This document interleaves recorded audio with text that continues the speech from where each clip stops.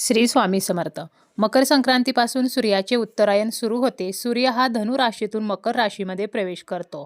तसेच मकर संक्रांतीपासून वातावरणातील थंडी सुद्धा कमी व्हायला सुरुवात झालेली असते.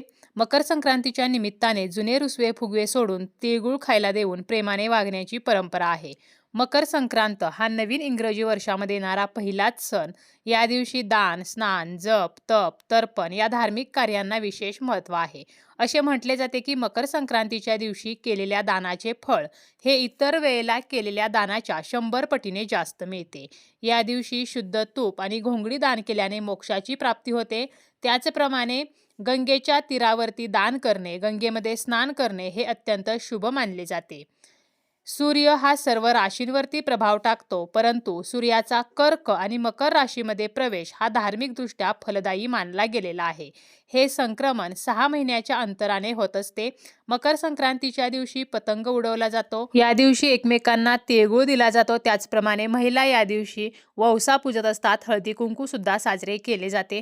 सौभाग्यवती स्त्रियांसाठी मकर संक्रांतीचा दिवस हा अत्यंत खास असतो.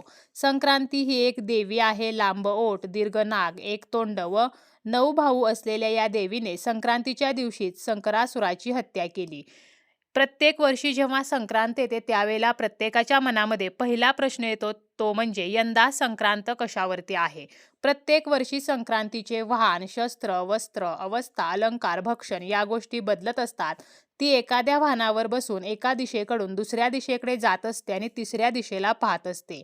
संक्रांती ज्या दिशेकडून आलेली आहे त्या दिशेला समृद्धी मिळते, तसेच ज्या दिशेकडे जात आहे तेथे संकट येते अशी मान्यता आहे.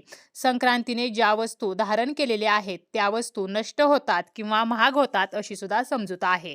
तर यंदाची म्हणजेच 2026ची मकर संक्रांत ही बुधवारी 14 जानेवारी 2026ला आलेली आहे. संक्रांतीचा सण हा 3 दिवस साजरा केला जातो. पहिला दिवस असतो तो म्हणजे भोगीचा दिवस, जो यंदा मंगळवारी 13 जानेवारीला आहे.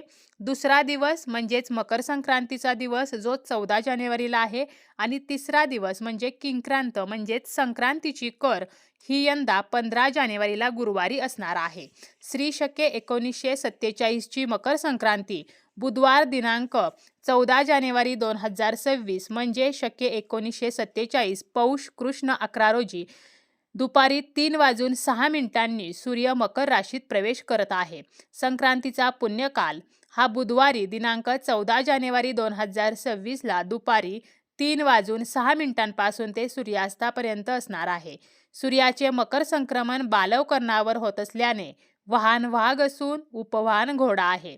संक्रांतीने पिवळे वस्त्र परिधान केले आहे. हातामध्ये गदा घेतलेली आहे. केशराचा टिळा लावलेला आहे. वयाने कुमारी असून बसलेली आहे. वासाकरिता जाईचे फूल घेतलेले असून पायस भक्षण करीत आहे. सर्पजाती आहे. भूषणार्थ मोती धारण केले आहे. वार नाव व नक्षत्र नाव मंदाकिनी असून सामुदाय मुहूर्त 30 आहेत. पूर्वेकडून पश्चिमेला जात आहे व वायव्य दिशेला पाहत आहे.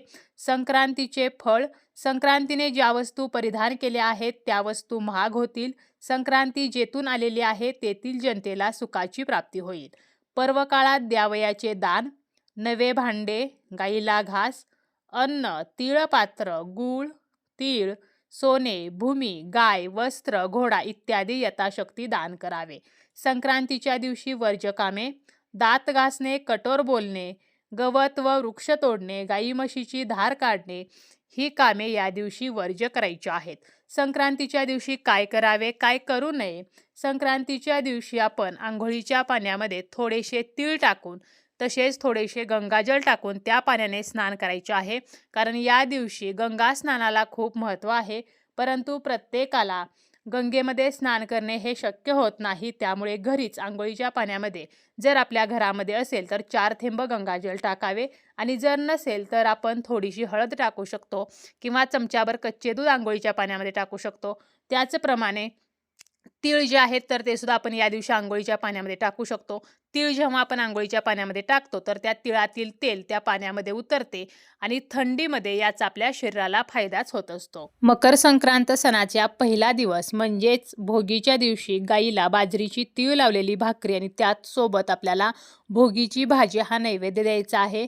जर आपल्याला हा नैवेद्य देणे शक्य झाले नाही तर मुठभर हिरवा चारा गाईला खायला द्यायचा आहे. त्याचप्रमाणे मकर संक्रांतीच्या दिवशी आपण 14 दिव्यांचे दान करायचे आहे. या दिवशी सर्वांशी प्रेमाने वागायचं आहे. घरामध्ये एका भांड्यामध्ये कापूर, तांदूळ, तीळ हे एकत्र संध्याकाळच्या वेळेला प्रज्वलित करायचे आहेत आणि घरामध्ये असा कर्पूर होम करायचा आहे. त्याचप्रमाणे या दिवशी सूर्यदेवांची उपासना सुद्धा करायची आहे. सूर्यदेवांना आपल्याला अर्घ्य द्यायचा आहे. अर्घ्य देताना आपल्याला एका तांब्यामध्ये पाणी घ्यायचं आहे. त्यामध्ये लाल चंदन, हळदी कुंकू, 5 तांदूळ, पांढरे तीळ आणि एक लाल फूल टाकायचं आहे. अर्घ्य देताना ते पाणी पायावरती पडणार नाही याची काळजी आपल्याला घ्यायची आहे. त्याचप्रमाणे या दिवशी ओम संक्रांताय नमः, ओम संक्रांताय नमः तर हा मंत्र सुद्धा म्हणायचा आहे. माता लक्ष्मीची सुद्धा आपल्याला या दिवशी विधिवत पूजा करायची आहे. भोगीच्या दिवशी आपण 7 घोड्यांचे चित्र असलेला फोटो आणून आपल्या घरामध्ये पूर्व उत्तर भिंतीवरती तो लावायचा आहे. यामुळे आपल्या आर्थिक समस्या कमी होतात, घरातील नकारात्मकता नष्ट होते, कुटुंबातील सदस्यांचा रविग्रह मजबूत व्हावा किंवा आपली जी अडकलेली कामे आहेत तर ती पूर्ण होण्यासाठी आपण असा जो फोटो आहे तर तो पूर्व भिंतीवरती लावू शकतो. कारण घोडा म्हणजे गती, घोडा हा चपळ धावतो, त्याप्रमाणे सूर्याच्या रथालाही 7 घोडे आहेत. त्यामुळे 7 घोड्यांचे चित्र आपल्याला लावायचे आहे. आणि हे जे चित्र आहे यामधील जे घोडे आहेत तर ते पांढऱ्या रंगाचे असावेत. तसेच आपण या दिवशी तांब्याचा सूर्य खरेदी करून तो सुद्धा आपल्या मुख्य दरवाजावरती लावू शकतो.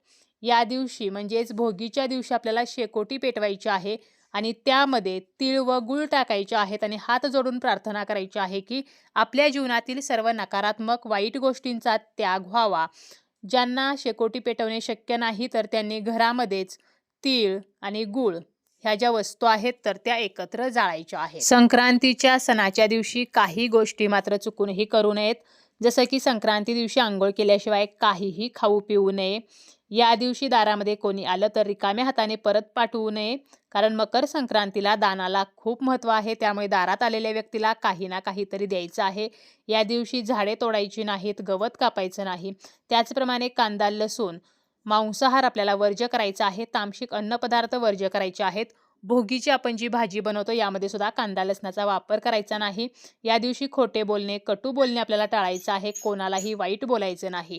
या दिवशी प्रत्येक सौभाग्यवती स्त्री शृंगार करत असते, परंतु आपण जेव्हा शृंगार करतो त्यावेळेला उंबऱ्यामध्ये उभे राहून कोणताही शृंगार करायचा नाही.